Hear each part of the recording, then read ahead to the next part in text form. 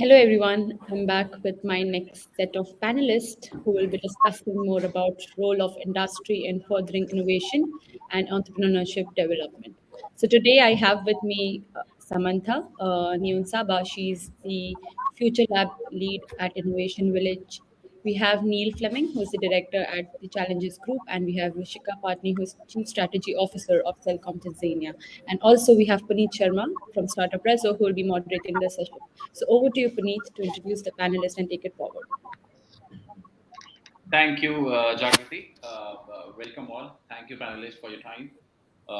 So yes, we start with the speakers. Neil. So Neil is the director of the Challenges Group. So Neil, what is Challenges Group, and tell us something about your work. Thank you. Good afternoon, Puneet, and afternoon, everyone. I'll try and be very brief. Good morning and afternoon from a very cold and wet Edinburgh in Scotland. So the Challenges Group, we've been around since 1999, so coming into nearly our 23rd year. In that time, we've worked in 70 different countries. Our focus is really on enterprise as an engine for growth across countries and economies. Right now, we have 5 offices and entities staffed with local teams across sub-Saharan Africa. So in East Africa, where the focus is today, we have offices in Rwanda and Uganda. We also are in the south in Zambia and Malawi and west in Ghana. And our teams around the world deliver a range of enterprise programs, enterprise projects, and enterprise advisory work, looking at things like access to investment, stability, organizational change, and certainly a lot more recently, how do we join up more with the kind of corporate innovation space and some of those larger corporates that are operating in those environments. And from a UK side, I'm based in Edinburgh, and we've moved a lot more in the last few years really to looking at innovation, linking of innovation from, say, the UK or Europe into our African markets and back the way, and how can we really form those innovation partnerships, and who are the larger multinationals as well for me in Scotland right now, who are the multinationals, say, in Scotland or the UK that don't have a footprint in Africa yet, but there's a huge opportunity for them. And really, we're looking to evolve that over the next few years. We have our first investment facility where we're investing in innovation to take that to certainly pilot and scale into sub-Saharan African markets. And again, then, who are the stakeholders around those areas? Sector-wise, that is, things like health, renewable energy, but also starting to look at things like housing and the whole kind of net zero and the green initiatives that are happening around in things like housing and infrastructure. So an absolute pleasure to be here and very much looking forward to the discussion. Thank you, Neil. So next speaker we have Rushika Pattni. Rushika is Chief Strategy Officer at Seldom Tanzania. So Rushika. Hi everyone. I am based in Dar, so obviously not as cold as where Neil is. But maybe a little bit about Seldom. We are one of the largest payment service providers based out of Tanzania. Very much so in the fintech payment space. And we started as Seldom in 2001, whereby, if really looking at the payment space, we were the first in market to really think about assisted cash payments in the bill payment, utility payment sector, and then got into wallet to bank, bank to wallet, and general processing and switching, over then to building the largest agent network and merchant network in Tanzania. So we have over 40,000 agents and merchants in our network today.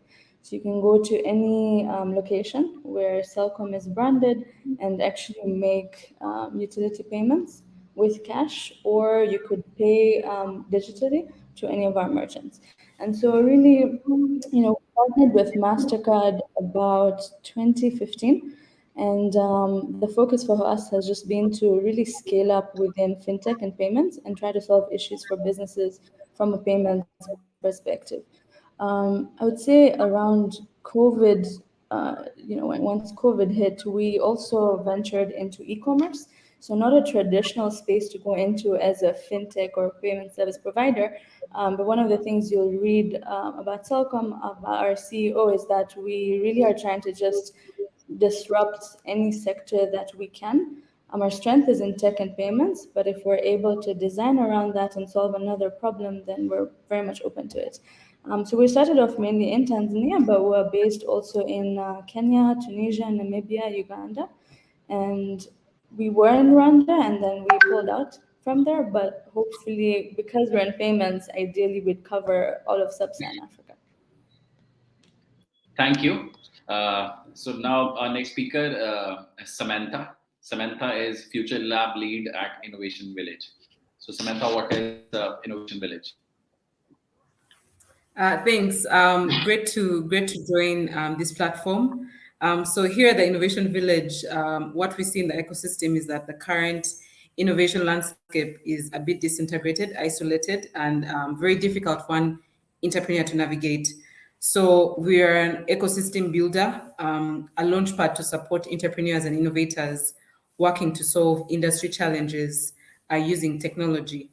With this, over the last 5 years, we have built a community of over 2,000 members around Uganda and 300 mentors.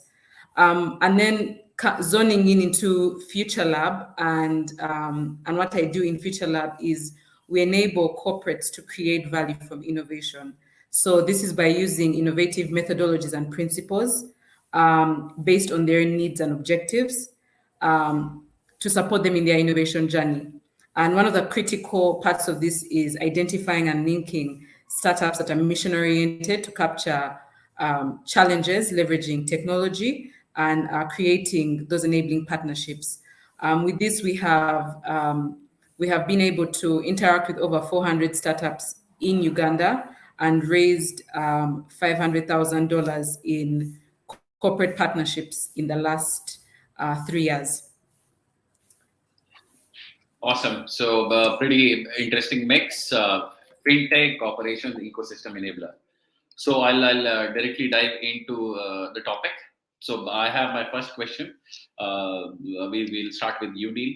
So what does the startup ecosystem in East Africa currently look like? And what are a few of the driving forces that you see the trend changing?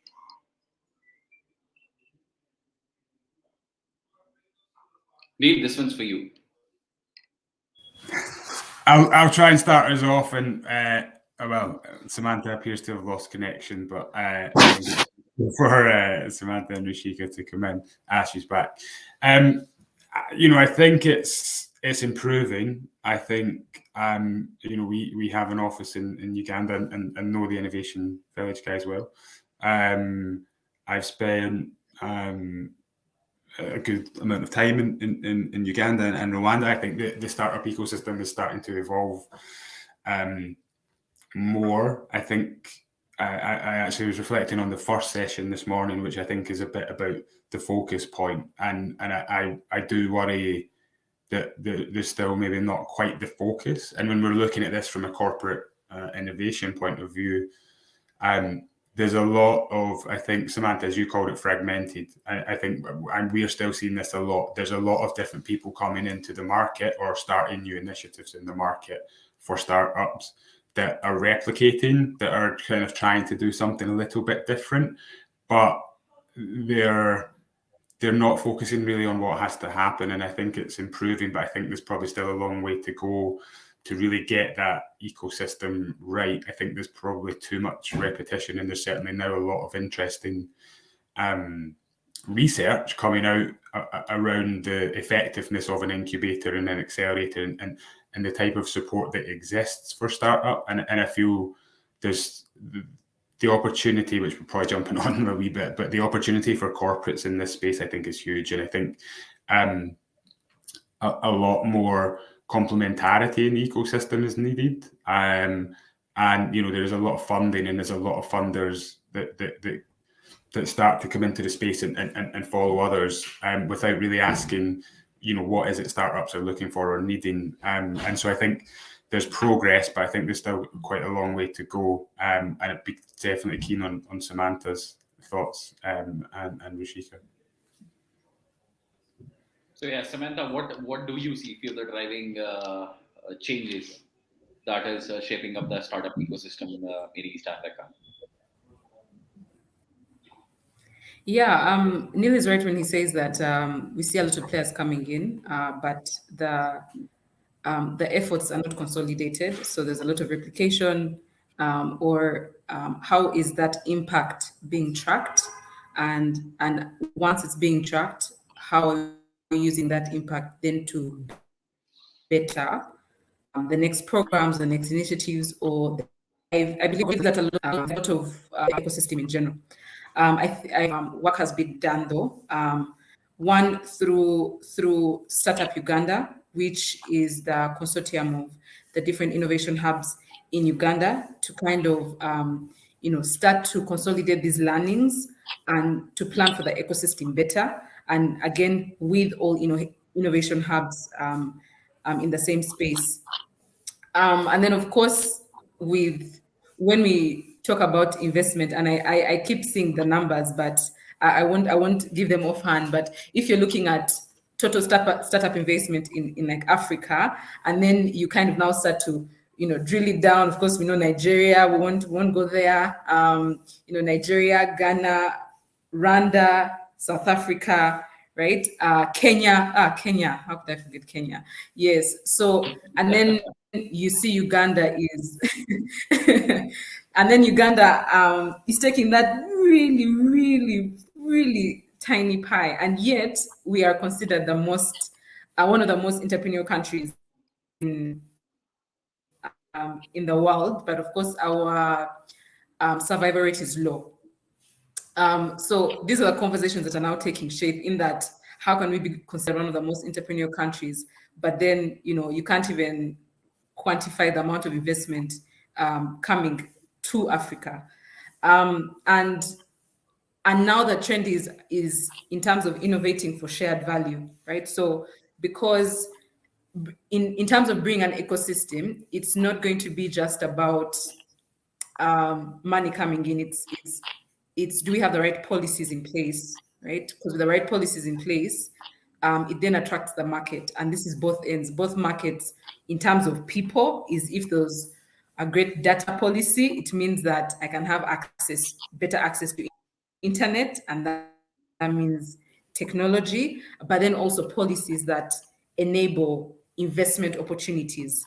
And this is a dialogue that's starting to take shape with our current government, and also supporting local systems. And then, of course, there is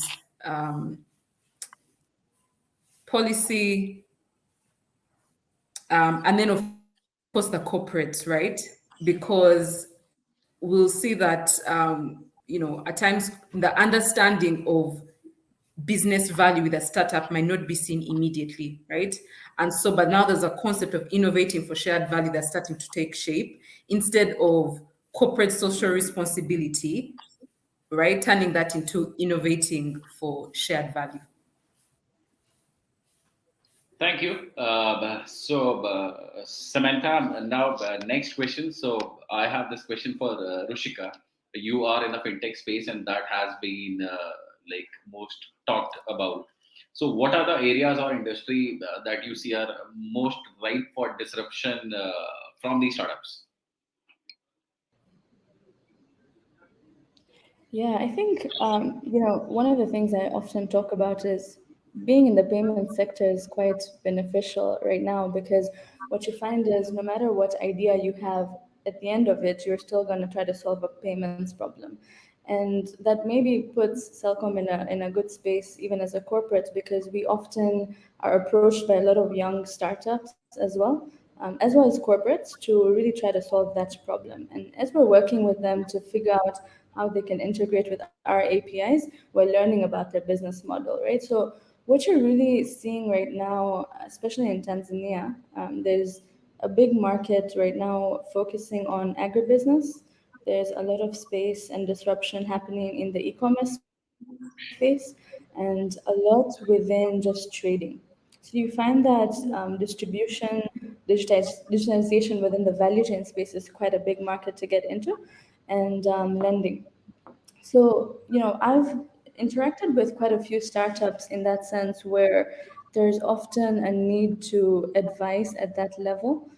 Personally, my background also, just for context, I used to teach before at African Leadership University. And so even the approach I always had within the corporate mindset was still, how do I use, the position that Selcom has in Tanzania to encourage more startups to refine the idea, right? Whereas before I would be training founders to do their pitches right. At this point, I'm listening to those pitches. So, I'd say the sector that really is trying to be disrupted is agribusiness, it's lending, it's digitization within distribution space. And the margins are high there, I think, which is why a lot of startups are getting into that. I think that, another thing I really believe in is if you see as a founder a problem you want to solve, you're going to try to solve it, but pretty soon you should try to think of scale, right? So as Samantha mentioned, the gap often then happens in the space of, if I ask you a question about how you're going to scale up, what's your monetizing strategy? That's never thought through, because we're just focusing first on getting the product right, which is also right in its own sense. But very soon, before you run out of capital, or if you're not really raising funds but you're bootstrapped, then how do you start thinking about raising money just from your business? And if you're profitable early on, then a corporate can really see potential in you, because at that point for corporates, that's what they're looking at, right? And it's how are we working together to make it a win-win where you're earning revenue, I'm earning revenue, and we're solving a big problem for the market. Okay. So few of the agri and payments, a couple of industries you mentioned. So Neil, you were earlier talking about sustainability and other areas. So are there any of the areas where startups are disrupting the corporates, and how are corporations, like large corporates, looking at it, and what are they doing about it? Yeah, I think, and Rushika, you've highlighted those sectors. I think agribusiness, we know, right? It's 85% of sub-Saharan Africa economic activity that's going to be prime for disruption. I think we are seeing more in the health space as well, where COVID has accelerated some of that, particularly in things like tele rehab, and how do you actually care for it, and how can you open up new markets to people to get access to much more affordable healthcare. I think that's a huge one where you can see the agility of a startup and being able to build a market share quickly, where a corporate can't. Renewable energy, there's a lot happening. I think we've maybe reached an innovation plateau. And I think some of the biggest successes that I've seen and kind of looked at over the last few years, certainly in East Africa, of corporate innovation and corporates working well, is in that renewable energy space. If you're looking at solar, or you're looking at some of these bigger corporates that have come in and taken over startups, SMEs that have scaled and brought them into that corporate supply chain, that for me is success. And I think but the innovation that's happening now is kind of stalling a little bit, and I think that's maybe where there's a rebalance that can happen, and corporates can play a huge role in the kind of the innovation that they're looking for, and being able to actually kind of help guide that entrepreneurial spirit. And as Samantha mentioned, if we look at Uganda, the most entrepreneurial country in the world, but if people are not starting up companies that are in the right idea, where you're going to have that market and you're going to have that scale opportunity, they are going to fail, and you're going to have the 9 out of 10 failing. And so, I'm probably jumping on a little bit, but the real opportunity that we are seeing is bringing the corporates closer to the startup ecosystem. And I'll be as bold as to say I get to be cheeky and controversial, I suppose. We've worked with a lot of startups all around the world, and so many different entrepreneurs, and you can have an entrepreneurial passion and talent, but you can still have a terrible idea that's never going to work and is never going to be scaled. And if you can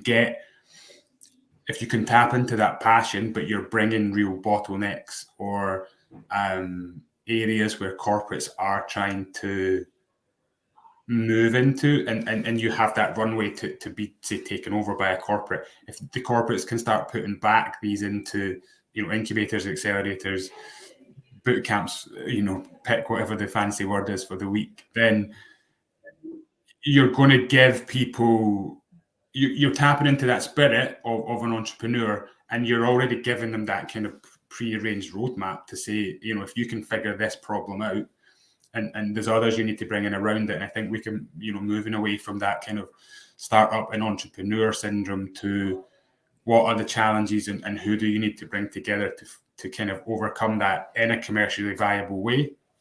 Corporates are the perfect vehicle for that, and corporates are the perfect vehicle to take that forward.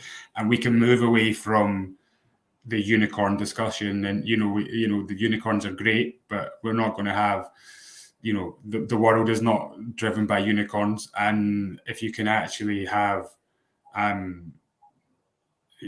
think, Rushika, you talked about pitches. I see lots of pitches all the time. I read business plans all the time. Very rarely do I ever see an exit strategy of, we're going to be taken over by a corporate, and that's our exit strategy. It's, we're going to raise 10 million, 20 million, 30 million. We're going to expand to all these countries, versus, actually integrating a supply chain is how change happens and how scale happens. Sorry, I've been really controversial. I'll throw some areas out and see what people. Yeah, that's what we want to hear. So this next question, I'd say, this is for all of you. We start with Samantha. So Samantha, how do you see the corporate startup engagement model right now, and how is it driving the entire ecosystem? I mean, what stage? I understand it is early, so how is it going on, and what are the trends you see? Yeah, so I do want to lie and say that that corporates are leading in terms of startup engagement. However, what of course we do know is that they're looking for structure and governance, right? Because that's what they know. So, given that some of these entities have been in existence for over 100 years, their risk appetite is quite low, and that's what they look at startups as, that it's very high risk. But this doesn't mean that they're not eager to innovate. They are, but they have more belief in their internal structures. So you find that they'll focus more on internal innovation. However, would be eager to engage the external innovation ecosystem if they better understand the risks and mitigation. But also part of that is best practice. So we have seen also some regulators in Uganda actually go out and see how other regulators are actually engaging the startup ecosystems in different countries so that they can benchmark. So this is still tying into, they want structure and governments, but they understand the need that external innovation is important and engaging with the startup ecosystem. So learning from best practice, and then seeing how, I guess, how to mitigate some of these challenges that might arise. And then, of course, also curated programs that are tying to a need. So what we see is that if we're talking about, if you say maybe, if we're talking about a challenge, right? So versus work with them and you will achieve 200% revenue growth, right? No, but instead of, there's a challenge here, and this challenge, there's already an existing solution, and you can just plug in and scale it. So then, in terms of the conversations, how are we? No, it's not changing. Is how do we speak the same language so that we can come with a very disruptive conversation versus value with the challenges that that you're facing. I can totally understand that. We've seen something similar here as well earlier. So Rushika, you deal on both the sides. So how are you seeing the engagement? You mentioned you engage with corporates and startups as well. So how is it happening? Yeah, I think, it's a very interesting question. Right now, in terms of just corporate startup engagement, what you find is the ideas are there, right? I think its execution is usually what people are looking for. Whether you're in a startup, whether you are in a corporate, right? You, as a founder or as a senior management, mid management, you would be familiar with frustrations when you know you have an idea you want to execute, you just don't know where to go, who to talk to. And I think the synergy between corporate and startup is this assumption that obviously the corporate knows and they've done this for years so they can help you out. And as Samantha rightly mentioned, sometimes what happens is you may want to solve a problem, but someone else is doing it better than you. And so plug into working with them. Right, rather than trying to reinvent the wheel all the time, I think this is to both startups and corporates, right? Think and do your research around who else is solving that problem, right? Before you come and say, I faced this issue, I got frustrated, I need to start my company, right? Neil mentioned this as well. I think the common topic right now when you're talking to investors, when you're talking to anybody who's in the startup space is become a unicorn. And that's not the right methodology. I think I've met so many startups who say, I want to get into payments. Cellcom, can you advise me? How do I build my payment rails? And it's tricky because you want to find that synergy. Sure, I think corporates and startups need to, but what you need to realize is even as a corporate, your day to day is fixing your challenges first, right? And that's where a startup can come in to help you fix a problem you might not have time or resources to invest in. And so even as a startup, my strong advice, especially in East Africa, is don't just go to a corporate and say, I want to solve this problem, here's my pitch. Research about the corporate, what their strategy is looking like. There are very few, obviously, I think very few corporates really reveal what their quarterly plans are. But if you can find out early on who, what problem they're trying to solve, and if you're not fitting that equation, don't just approach a corporate because you think they have experience. So learn about your corporate as well. Otherwise, the conversation just goes in a loop. And I'd say in Tanzania, we don't know how to say no. So it becomes really difficult then to be like, hey, so I had a conversation with a startup, and now I don't know how to tell them that I don't think you have the right model to scale up, or really, look, this is not part of my strategy for the next 6 months, right? So you find that in as much as, again, I'm a teacher by background, so I really do want to encourage learn from your mistakes. But if you're not ready to execute an idea, you don't have a POC, you've not done research about me as a corporate, then you need to work more before you approach me, right? And I'm not talking about me as Rushika, but as a corporate.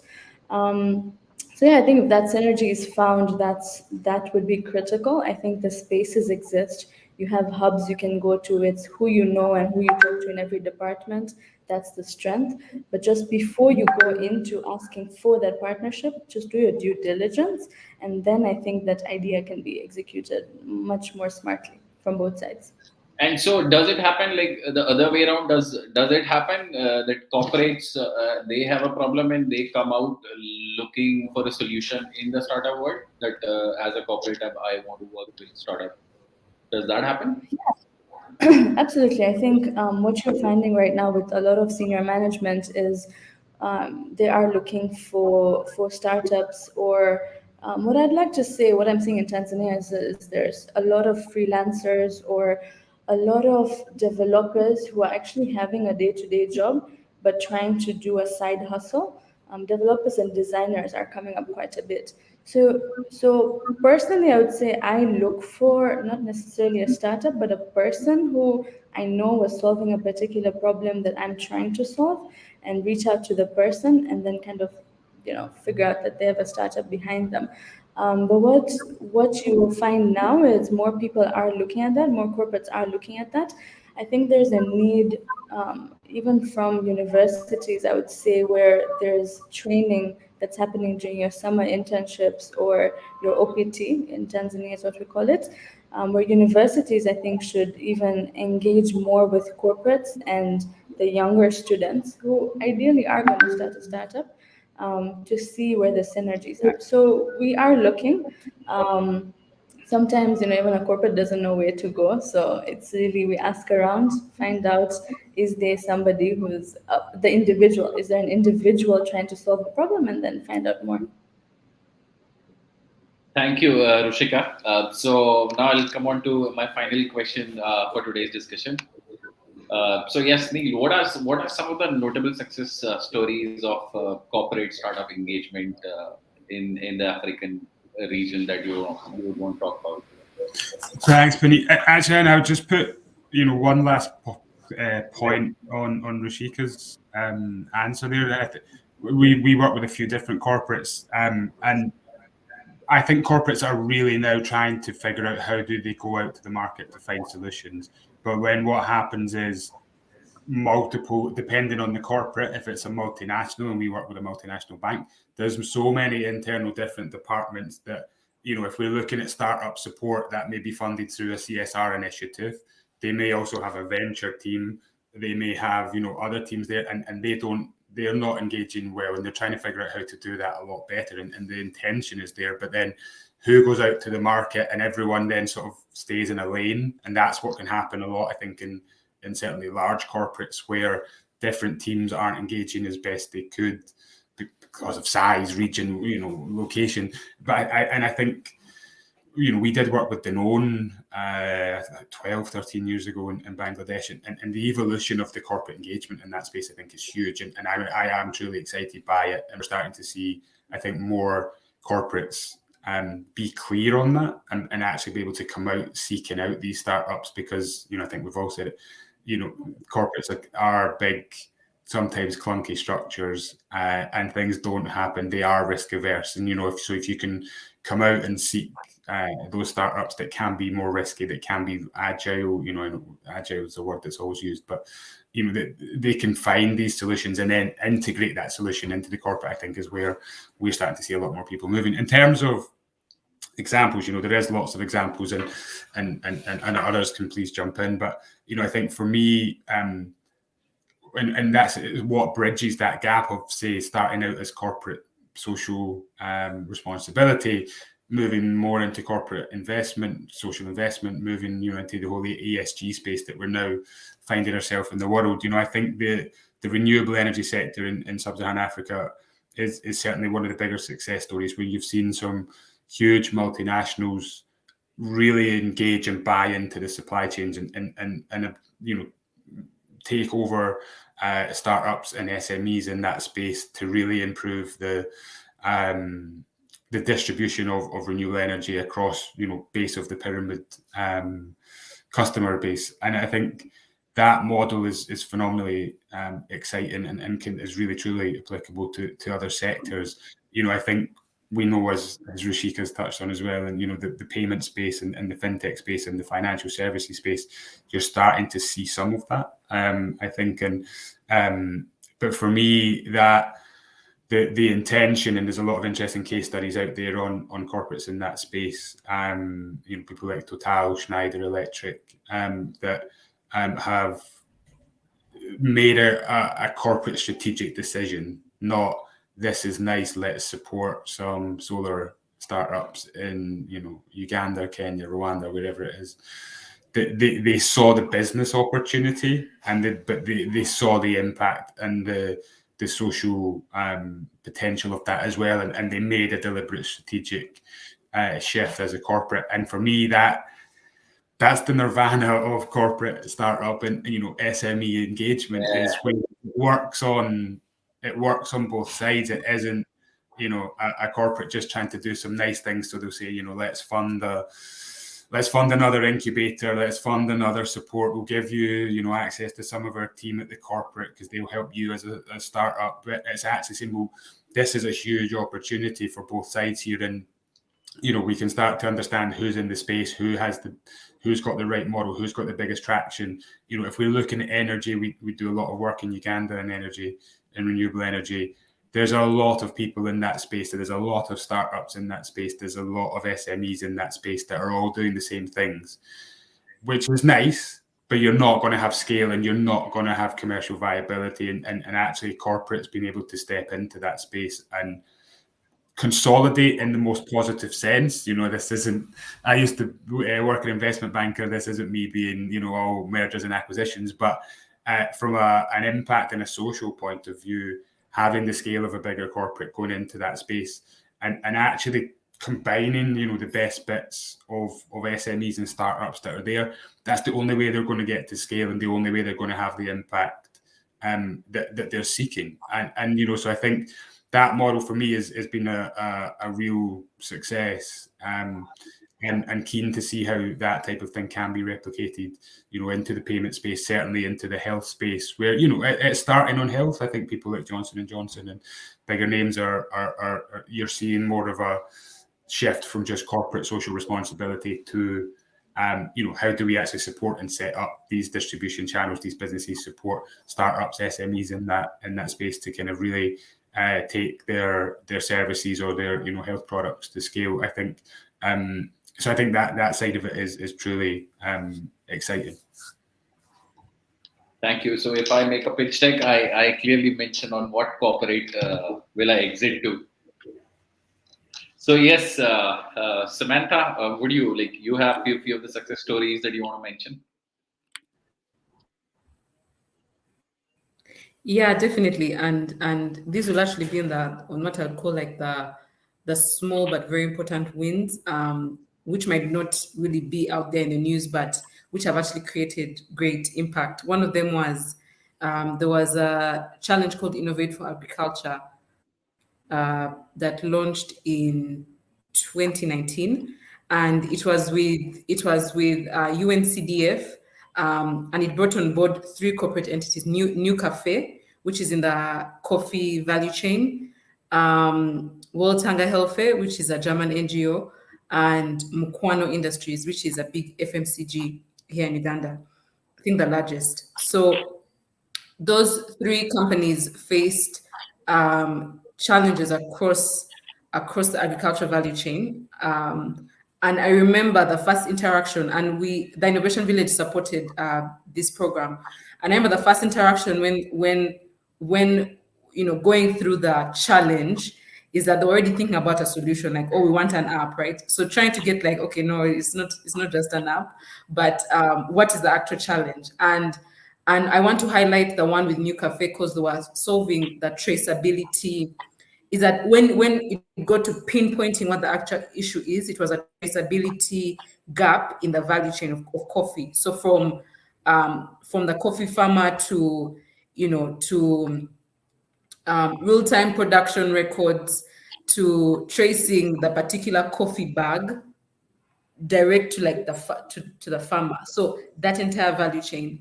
And by the end of the program, the piloting session with the winning, with the successful team, which was Hamwe East Africa, is that the target was to have 1,000 coffee farmers onboarded and being traced.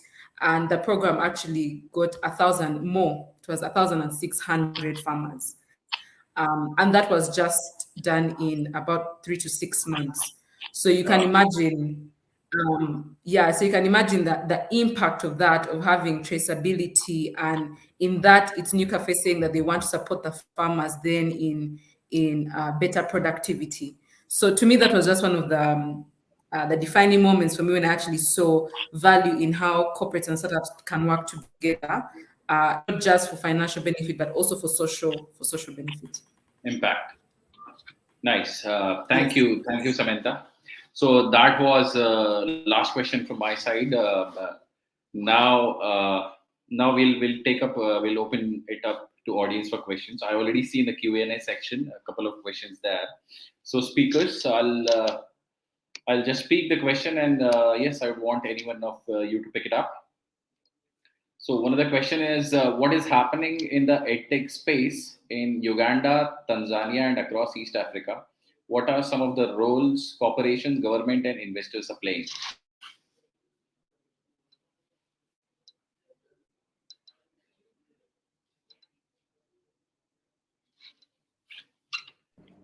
Ask is for Uganda and Tanzania and East Africa. So any of the speakers. Maybe I could start off with that.